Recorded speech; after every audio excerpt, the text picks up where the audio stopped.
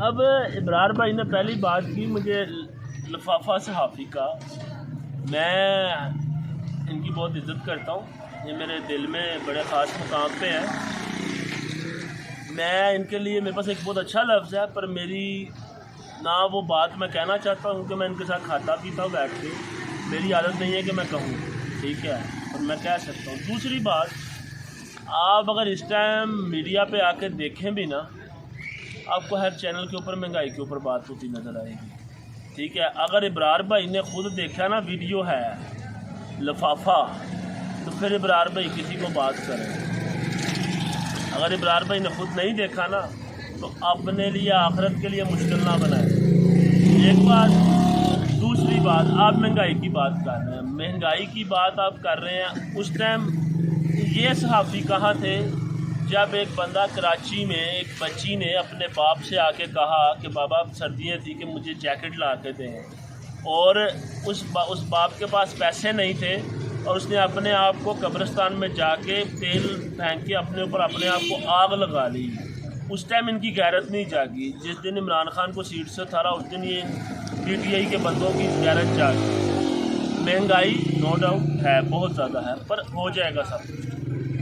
ابھی اس ٹائم مشکل ہے ملک کے اوپر، اس ٹائم بہت مشکل ہے. تو اب عادل بھائی میں چھوٹی سی آپ کی بات کاٹ رہا ہوں، میں آپ کو یہ کہنا چاہ رہا ہوں کہ دیکھیں اثاثے انہوں نے جتنے بھی تھے پی ڈی ایم کے، اس میں زرداری بھی ہے، اس میں نواز شریف بھی ہے، اگر ہم پی ڈی ایم سے باہر جائیں تو اس میں عمران خان بھی ہے، جتنی بھی جماعتیں ہیں، ان سب کو معلوم ہے کہ عوام جو ہے وہ اتنا باہر نہیں سہ سکتی جتنا انہوں نے عوام پہ ڈال دیا. اب عوام خودکشی کی طرف جائے گا، کوئی کس طرف جائے گا، کوئی کس طرف جائے گا، چوریاں ڈکیٹیاں بڑھیں گی. آپ کو بھی پتہ ہے کہ ملک کے حالات اب خراب ہوں گے، کیونکہ ظاہری بات ہے جو بچہ جب اپنے باپ سے کہے گا مجھے کچھ کھانے کو لا کے دیں تو وہ کچھ نہ کچھ تو پھر وہ کرے گا نا، ٹھیک ہے. پھر چوریاں ڈکیٹیاں، پھر ہم اس کو غلط بھی نہیں کہہ سکتے، کیونکہ ظاہری بات اپنے بچوں کو بھوکا نہیں وہ مار سکتا، وہ جتنی مرضی محنت کر لے وہ اپنے بچوں کا دودھ پانی نہیں پورا کر سکتا. تو یہ ہمارے حکمران کیوں نہیں اس بارے میں سوچتے کہ کچھ اپنی اثاثے جو ہیں ان کے ایسٹس جو تھوڑے سے ہیں، جو بہت زیادہ ایسٹس ہیں، ان میں سے تھوڑے سے اگر عوام کے اوپر وقف کر دیں تو ہمارے ملک کے قرضے میں بہت زیادہ کمی آ جائے گی. جیسے نواز شریف صاحب ہیں، وہ اپنے ایور فیلڈ جو ان کے اپارٹمنٹ ہیں ان کے اوپر تھوڑی سی قربانی دے دیں. زرداری صاحب ہیں، ان کے ماشاءاللہ بہت زیادہ اثاثے ہیں، تھوڑی سی ان میں سے قربانی دے دیں. عمران خان صاحب اپنے تھوڑے سے اثاثوں میں سے قربانی دے دیں. جتنے بھی ہمارے M N A M P As ہیں جن کی بہت ساری جائیدادیں ہیں، آپ کو بھی پتہ ہے اور مجھے بھی پتہ ہے، سب کی بہت زیادہ جائیدادیں ہیں، اگر وہ تھوڑا تھوڑا عوام کے اوپر وقف کر دیں تو ان کی آخرت بھی سنور جائے گی، آگے عوام بھی تھوڑی سی خوشحال ہو جائے گی. تو کیا ہم اس بارے میں کچھ نہیں سوچ سکتے؟ میں ان اثاثوں کے علاوہ ایک آپ کو سمپل بات کروں، اپنے دفاع کا بجٹ ادا کرتا ہے، ہاں، ہمارے سارے مسائل حل ہو جائیں گے. اب دیکھیں عادل بھائی، یہ تو ہم صحافی ان کو تو فورس نہیں کر سکتے، تو آپ کے ذرا لنک بھی ہیں، آپ ان کو ان تک پہنچ بھی سکتے ہیں. تو میں آپ کو اس لیے یہ بات کیا کہ کیا آپ اس بارے میں ان سے کوئی بات کر سکتے ہیں؟ جہاں تک ہو سکا، جس فورم پہ ہو سکا ہم بات کر بھی رہے ہیں ہم آلریڈی. ٹھیک ہے. پر بات یہ ہے کہ ہمارے 75 سال ہو گئے پاکستان کو بنے، سیاستدان ہمیشہ بناتا ہے، بیچتا کچھ نہیں. تو پھر یہ تو عوام کے اوپر سارا بورڈ آ گیا نا، پھر تو کوئی بھی صحیح نہیں ہے. پی ڈی ایم ہو، عمران خان ہو، پھر جتنی مرضی جماعتیں ہو، ہمارے ہمیشہ سے پرانوں کو آزمایا اور اس دفعہ بھی یہی ہونا. تو عادل بھائی اب طریقے لبیک کو کہاں دیکھتے ہیں؟ طریقے لبیک کو خادم حسین صاحب کے ہوتے ہوئے چانس تھا، وہ کراؤڈ پولر تھے انسان. پر اگر حافظ صاحب کی بات کریں تو میں اس لسٹ میں نہیں ابھی ڈالتا. تو ان کے اندر بھی تو اگر دیکھا جائے تو یہ نواز شریف اور زرداری والا بھی آ گیا نا، کہ جیسے باپ مرا تو بچہ آگے آ گیا. تو ان کی پارٹی میں بھی بہت سے سینئر لوگ تھے جو علماء تھے جو اوپر آ سکتے تھے، انہوں نے حافظ صاحب کو آگے کیا. وہ ایک جانشین کے طور پہ ہے. ہاں نہیں ٹھیک ہے جانشین کے طور پہ، لیکن پارٹی لیڈر ان کو دیکھ کے بنانا چاہیے تھا. ایک ہوتی ہے مرکز مجلس شورا جسے ہم کہتے ہیں، وہ جو فیصلہ پارٹی میں لیتی ہے. اب پی ٹی آئی میں وہ سینٹرل ایگزیکٹو کمیٹی ہے، نون لیگ میں بھی سیم ہے، پیپلز پارٹی میں جو ہماری مذہبی جماعتیں سیاست میں حصہ لیتی ہیں اس میں مجلس شورا کہتے ہیں اسے. انہوں نے فیصلہ کرنا ہوتا ہے. اب مجلس شورا ایک بندے کے اوپر اعتماد کرتی ہے، وہ اگر اس بندے کے اوپر اعتماد کرتی تو اس کو کرنا پڑتا ہے.